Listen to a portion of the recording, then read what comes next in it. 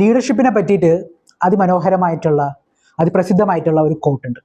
ഒരു നല്ലൊരു ലീഡർ എങ്ങനെയായിരിക്കണം, ഒരു ലീഡറിൽ ഉണ്ടാവേണ്ട ഗുണങ്ങൾ എന്തൊക്കെയാണ് എന്നാണ് കോട്ടിൽ പറയുന്നത്. നമ്മൾ കേട്ടിട്ടുണ്ടാവും, A leader is one who knows the way, goes the way and shows the വേ. ഇത് ജോൺ സി മാക്സ്വെല്ലിൻ്റെ കോട്ടാണ്.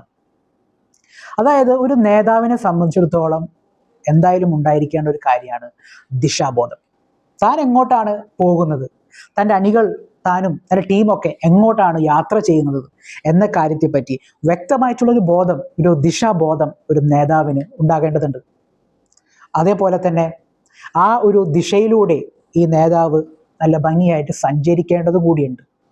ദൂരത്ത് നിന്ന് കാര്യങ്ങൾ മനസ്സിലാക്കി നോക്കിയാൽ പോരാ, താൻ ഇറങ്ങിത്തിരിച്ച് ആ വഴിയിലൂടെ ചെല്ലേണ്ടതുണ്ട്.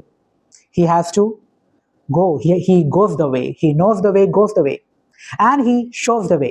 എന്നിട്ട് ധൈര്യസമേതം ആർജവത്തോടുകൂടി തൻ്റെ അണികളെയും കൂടെ കൂട്ടിക്കൊണ്ട് ആ ഒരു വഴിയിലൂടെ, ആ ഒരു ദിശയിലൂടെ യാത്ര ചെയ്യാൻ ഒരു കഴിയേണ്ടതുണ്ട്. അല്ലാതെ ഒരു നേതാവ് ഒരിക്കലും നിങ്ങളത് ചെയ്ത് എന്ന് മാത്രം ഓർഡർ ചെയ്യുകയല്ല, മറിച്ച് മറ്റുള്ളവർക്ക് ചെയ്ത് കാണിച്ചുകൊണ്ട് ഒരു മാതൃകയാവാൻ ഒരു നേതാവിന് കഴിയേണ്ടതുണ്ട്.